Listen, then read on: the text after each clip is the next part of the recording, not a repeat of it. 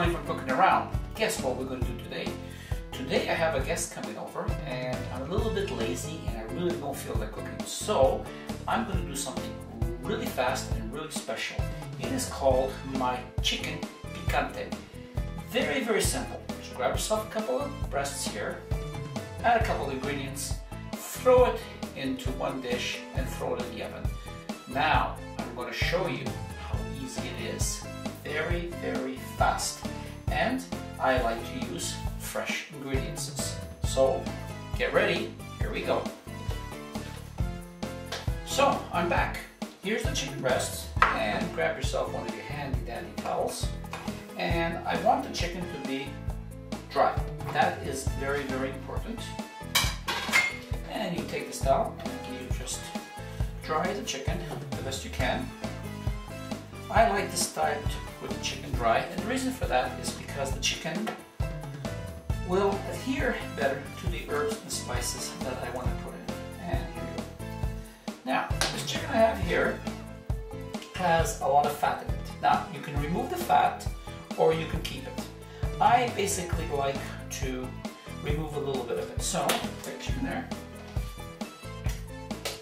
Grab your handy knife. And if you notice down here, there is a breastbone coming right down here. And cut down that side. And bring it down this side. And that should pull right out. There we go. There's our little breastbone. Take the chicken aside, slice it right down the middle. There we go. And like I said, this fat here, you can remove it or keep it. I like to take a little bit of the fat out.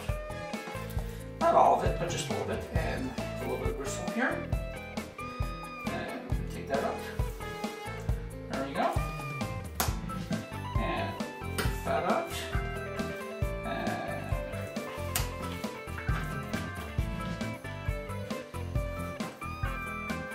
there you go. Just like that. There you go.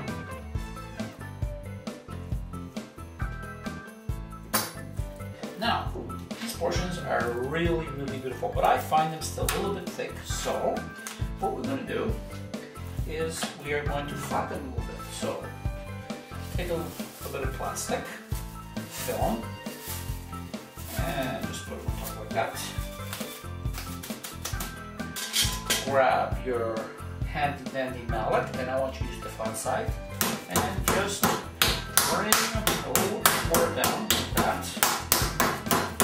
Not to flatten too much, just bring it down a little bit. There we go. And that is what we want. Now you grab this handy dandy dish. I like to use a deep dish glass. You can do whatever you want. And I want you to grab a little bit of olive oil. And I want you to put about 2 tablespoons of olive oil. There you go.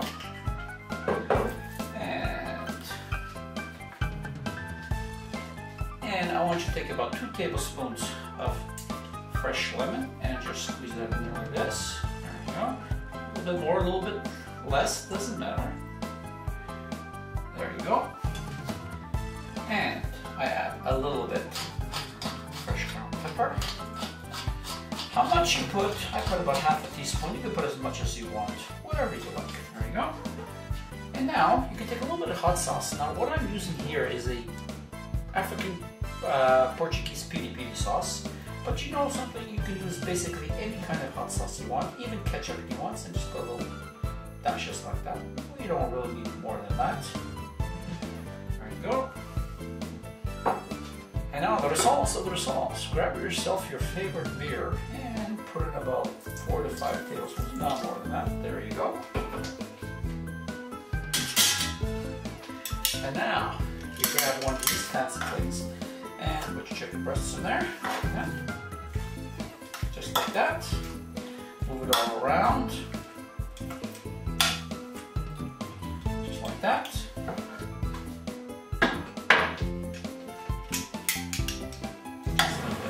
This is now going into the refrigerator and we will be back. And we're back.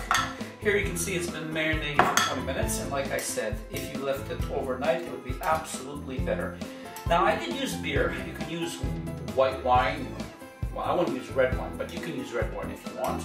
And that marinade is just absolutely perfect. Now, what are we going to do here? Now, we're going to take 2 cloves of garlic, and I have this handy dandy little garlic machine, I call it here. And I just put the garlic on there. There's 1. And there's 2. And this makes the garlic perfectly minced. There we go. And just push the edge off like that. And I'm going to add some capers. Now, these capers are a little bit larger than the other type because this is our Spanish capers.